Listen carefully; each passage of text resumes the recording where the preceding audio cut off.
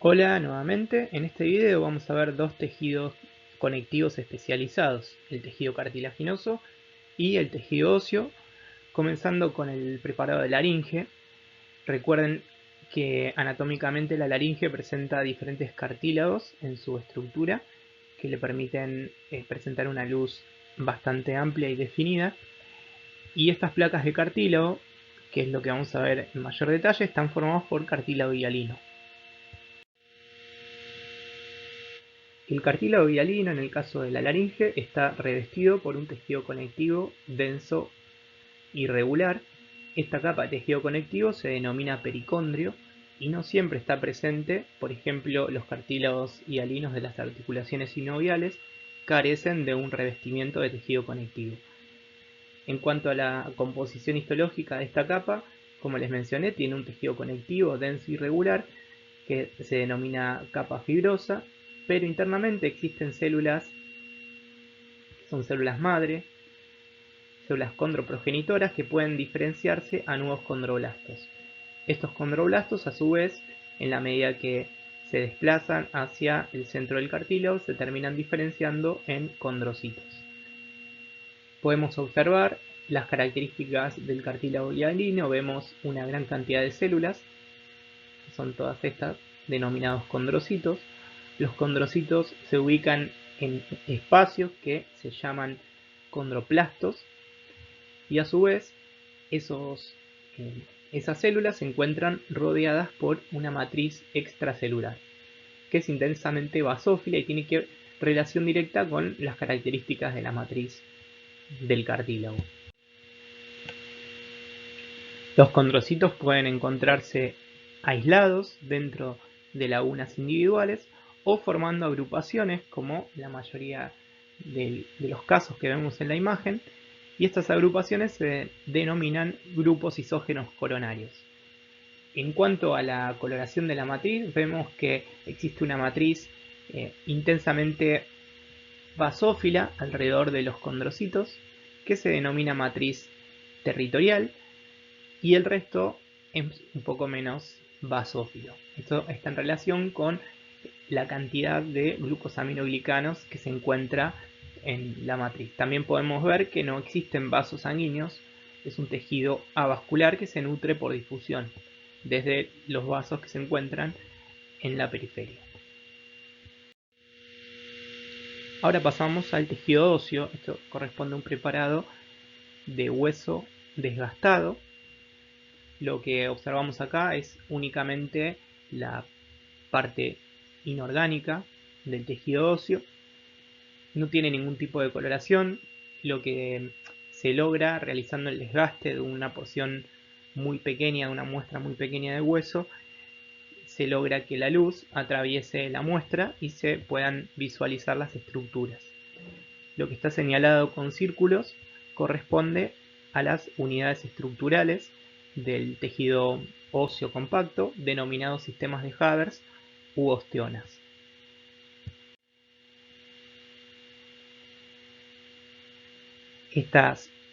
Estos sistemas de Havers están formados por laminillas concéntricas y alrededor, formando una especie de relleno entre diferentes sistemas de Havers, las laminillas se organizan en sistemas que se denominan intersticiales. En mayor aumento vemos mejor las características de los sistemas de Havers en cortes transversales en su mayoría. Vemos que existe un conducto central, que es el conducto de Havers, cortado transversalmente, y alrededor de este conducto estructuras concéntricas que se denominan laminillas. Las laminillas presentan espacios, cavidades, donde se localizaban los osteocitos, que es una de las células principales del tejido óseo. También existen otros conductos que están comunicando los conductos de Havers. Por ejemplo, acá se ven bien dos conductos de Havers de dos osteonas vecinas y un conducto que se llama conducto comunicante o de Volkmann, que comunica ambos sistemas de Havers. Por estos conductos discurren vasos sanguíneos y terminaciones nerviosas. También podemos ver lo que les mencionaba anteriormente, que es las laminillas ubicadas de manera menos uniforme, rellenando los espacios que se encuentran entre los sistemas de Haber, y estas regiones se denominan sistemas intersticiales.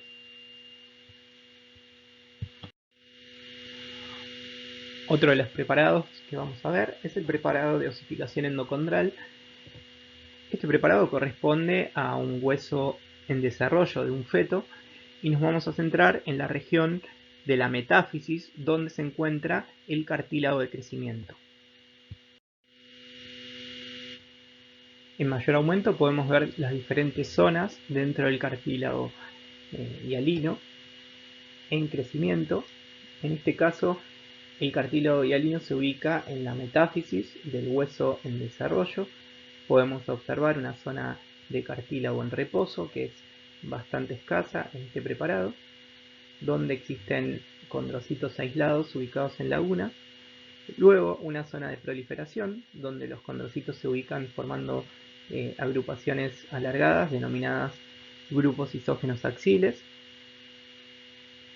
Estos condrocitos están rodeados por una matriz cartilaginosa que comienza a calcificarse, ¿sí?, hacia el centro del hueso en formación. Acá podemos observar la zona que le sigue, que es la zona de hipertrofia. Estos condrocitos que estaban proliferando comienzan a aumentar de tamaño por diferentes estímulos, principalmente asociados a la mineralización de la matriz. Entonces aumentan de tamaño en esta zona que se conoce como zona de hipertrofia. El término hipertrofia hace relación al aumento de tamaño. Luego de la hipertrofia, estos condrocitos hipertrofiados van a morir por un proceso de muerte celular programada o apoptosis, y lo único que va a quedar del cartílago hialino es la matriz calcificada como estructura, una especie de molde, a partir de la cual se va a empezar a depositar sustancia osteoide. Para comprender en mayor detalle el proceso de osificación endocondral y de osteogénesis en general, les recomiendo que vean el video correspondiente a estos temas, en el que se describe con mayor detalle los principales eventos que están involucrados en la osificación endocondral. Ahora sí, volviendo a la histología, vemos la zona de hipertrofia, donde los condrocitos se encuentran aumentados de tamaño, y una zona donde ya no hay condrocitos, terminan degenerando, muriendo por apoptosis, quedando únicamente restos de matriz calcificada, cartilaginosa, y las lagunas coalescen, es decir, se fusionan y quedan espacios. Estos espacios forman una zona que se denomina zona de erosión. En esta zona de erosión van a ingresar vasos sanguíneos y células mesenquimáticas que se van a terminar diferenciando en osteoblastos. Ahora vamos a ver en mayor aumento qué es lo que ocurre a este nivel. Podemos ver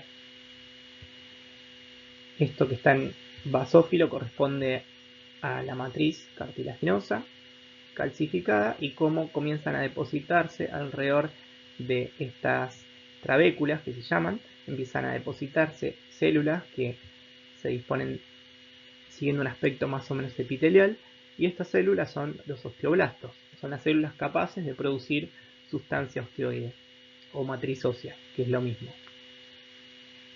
Una vez que estos osteoblastos producen sustancia osteoide, van a quedar inmersos dentro de la misma sustancia que producen y pasan a interiorizarse adentro de la trabécula, como por ejemplo en este caso se ve una célula que queda inmersa en la sustancia osteoide neoformada, y estas células son los osteocitos, ¿sí?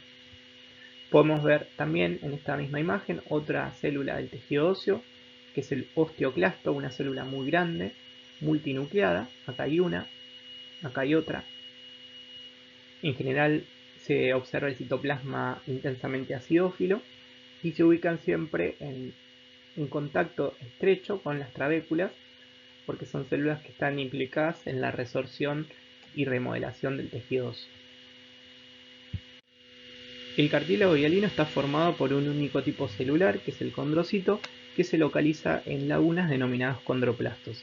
Estos condrocitos surgen de la diferenciación de células condroprogenitoras localizadas en el pericondrio en el caso de que exista, o por mitosis a partir de condrocitos preexistentes.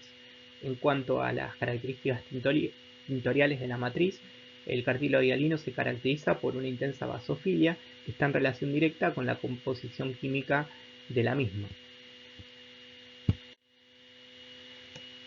Por otro lado, es un tejido que carece de irrigación. La nutrición de sus células se produce por difusión desde la región periférica, es decir, desde el pericondrio, o en el caso de las articulaciones, desde el líquido sinovial.